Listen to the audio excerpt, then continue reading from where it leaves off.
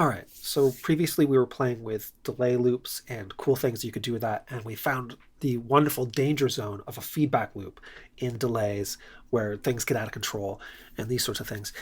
So today let's explore what we can do to manage that feedback loop to really get it under control and also take advantage of that craziness and maybe make really cool things happen. So for right now, I've built a very simple um, uh, audio input, ADC, the analog to digital converter in Max is your input source. So you can get the microphone directly into your um, system. We have the a little input on-off switch, a simple delay, um, no filtering at the moment, some gain control for feedback. And I just realized I want to patch the delay directly to the output so that's not affected by the feedback delay. And I have a filter over here that we'll employ in a second, but I just wanted to show you the danger zone really quick. But first, let's make sure I have some inputs and outputs. So let's check my input-output system. All right, I've got the built-in microphone. I'm sending my audio out of Blackhole into OBS to record this. And then I'm monitoring through my headphones so I can hear what's happening in OBS. So I'm not actually passing audio directly to my headphones in this case. All right, let's check it out. My input is off at the moment. All right, so we should hear a slight delay. Cool, it's pretty quiet. I might actually bump this up here. And we're going to start labeling things because there's some cool stuff we can do when we label our controls. All right, let's put this closer to the, ooh, not that far. Check 1, 2. Okay, cool. My mic input is pretty soft, which is good because I don't want to totally explode things. And let me just check OBS real quick. Oh, I have it running in the background, so never mind that. All right, let's get to this. When I start increasing feedback, I should get a hot mess pretty quick. Check 1. Ah, nice comb filter effect. And I can change the pitch with the delay. Yeah, nice buzz effect. Cool, love it. All right, let me turn off the input so we don't have an echo of myself. The next thing I want to do is get some control over this thing. Right now it's pretty simple. The signal going in is not especially loud, and the feedback is between 1 and 2 stages, like kind of a basic echo or pretty hot feedback, so it buzzes like we saw there. So I'm going to unlock that and pull this cascade effect into my system. And let's see if we can get something good happening here. Let's go ahead and unhide all this good stuff. I think it's show, and then I hid the cables too, so I have to highlight the cables. Command L to show this again. All right, let's see what we get when we run into this feedback loop.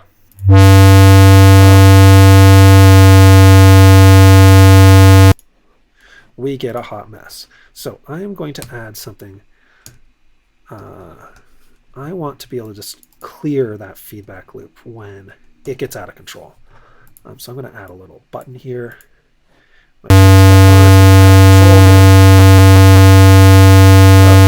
Hold on. I have something else happening that is unhappy. This really shouldn't be producing that much gain. It's weird that it is. There we go. I think it's the low frequencies that are causing the most trouble. Okay, anything above 0 is going to cause destruction. All right. Now, in our previous examples, we added a little custom module that Peter McCullough made back in the day called SoftClip. This provides us some protection from a completely out of control danger zone feedback loop, because it will take the really extreme numbers and take them down to 0 instead of allowing a not number into the feedback loop, which absolutely just trashes filters and trashes delay loops and makes a big hot mess. So this will allow us to have a bit of danger, and then it's somewhat stable. All right, cool. As it turns out, the layout of the filter graph does not align well with the layout of the spectroscope. I was experimenting with stacking them on top of each other like you see in a lot of DAWs. That's not gonna fly, I don't think. All right, so we'll just have them near each other for reference. Stacking them on top of each other doesn't really help me as much as I was hoping it would. But this does give us some control of the feedback loop. And now we can drive it a lot harder if we need to. Nice. Cut the input for a minute here. So we've got some EQ, this, and we've got the soft clip. That really gives us control of this feedback loop. We have the ability to drive it into a sustaining feedback loop, which becomes effectively an oscillator. And we have the ability to kind of soften it and make it not go into that self-oscillation stage. But where this feedback loop can be super fun is when we start adding some sort of effect that has a little bit of an effect on the sound when you play it, when you run the sound through the effect once, but when you run the sound through the effect again and again and again and again, it gets kind of exciting.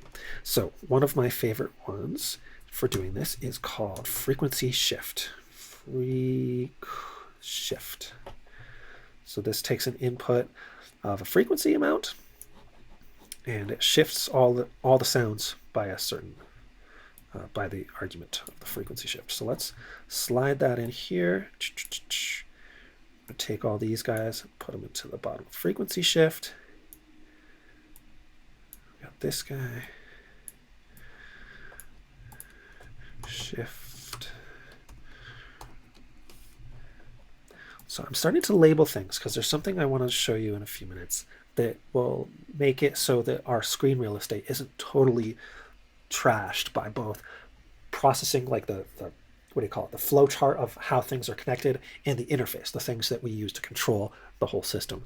There's some tricks we can use to make these two things a little more separate and a little more manageable, especially on limited screen real estate. So let's play with this a little bit. So right now there's no shift, or it's very, very subtle. But if I start to shift, hey.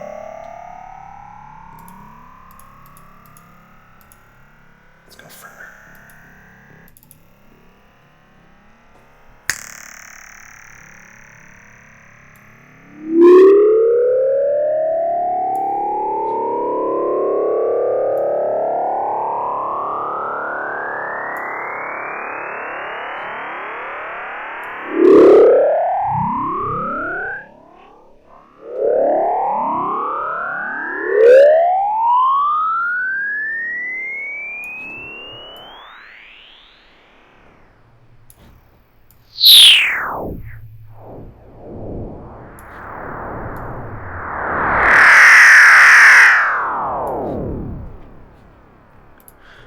Right, so in this effect, we are taking all of the spectrum that's feeding back and potentially resonating and oscillating, and we're shifting it a little bit, which prevents it from oscillating on that same exact frequency. And it creates this little continuous riser or continuous fall.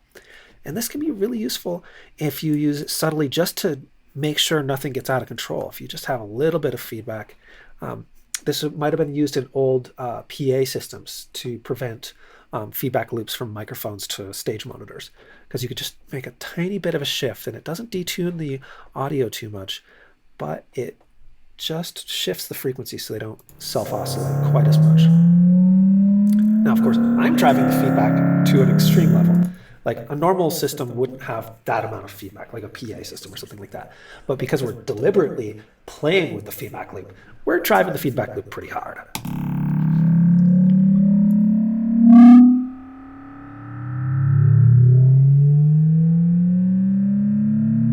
Now, of course, we're just using like the noise, kind of the self-noise from a microphone. Sorry.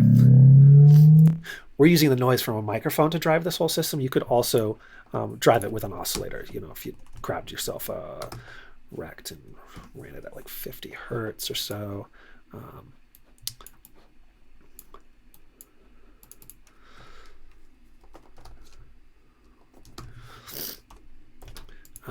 Actually, that would probably be way too hot if we ran it full scale, so we will just make it safer by multiplying it by 0.25. It'll be loud, but not terribly loud. Let's drive this in. See what would a synth sound like going into this. And feedback it.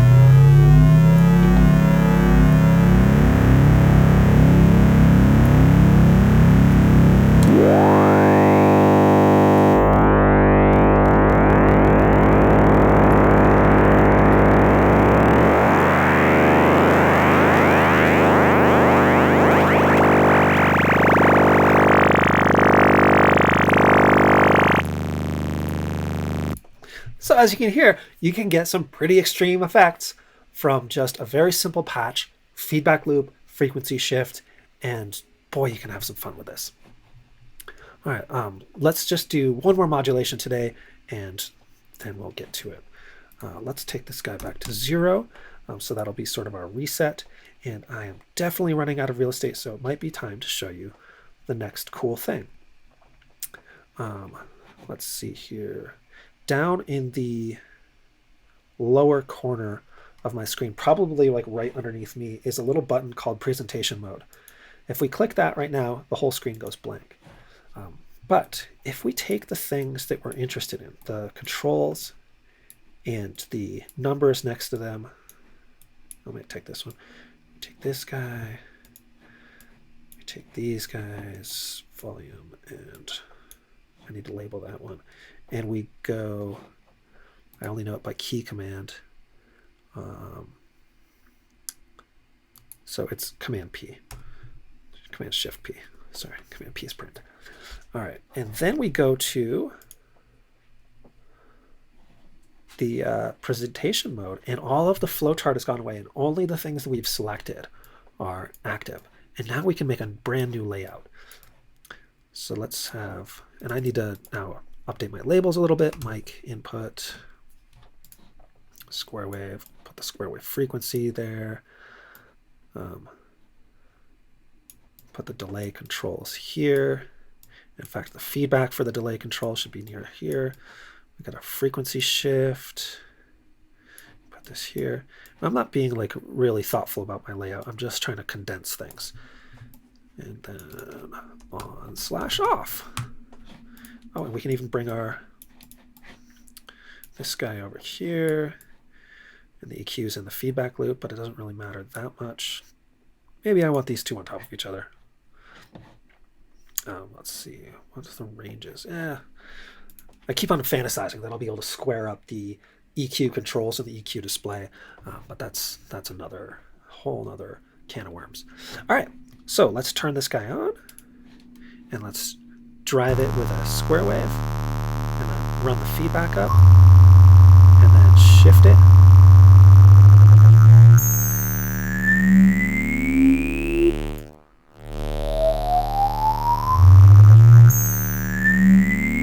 Interesting little artifact there as we reach the Nyquist limit.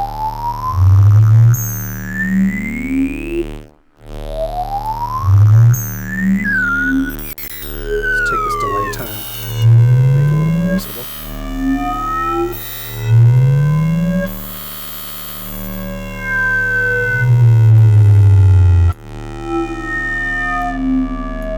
Let's get rid of those really high frequencies a little.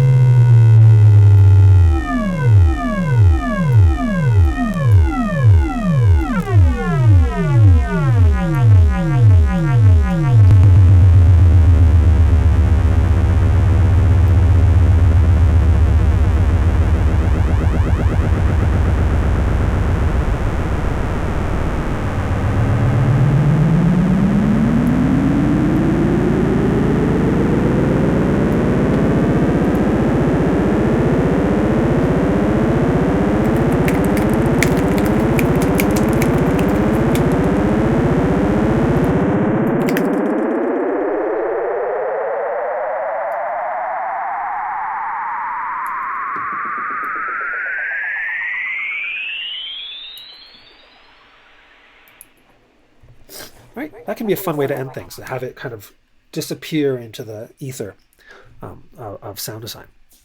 So I think we'll stop there. There's a lot more you could do with feedback loops if you used like a pitch shifter or something like this that was tuned to taking the whole frequency band and shifting it together, and kind of like scaling it. I guess it would be a frequency scaler rather than a frequency shifter. So there's several Max objects that do transposition. We can talk about that at another time. But that also creates a nice feedback loop because you can do like weird harmony stacking through, like you sing in one note and it stacks, a seven, a fifth, a fifth, a fifth, a fifth, a fifth on that. So you can get really complex harmony chords out of one input, a transposer, and a delay, and a feedback loop. All right, let's end it there, and thanks for watching, y'all.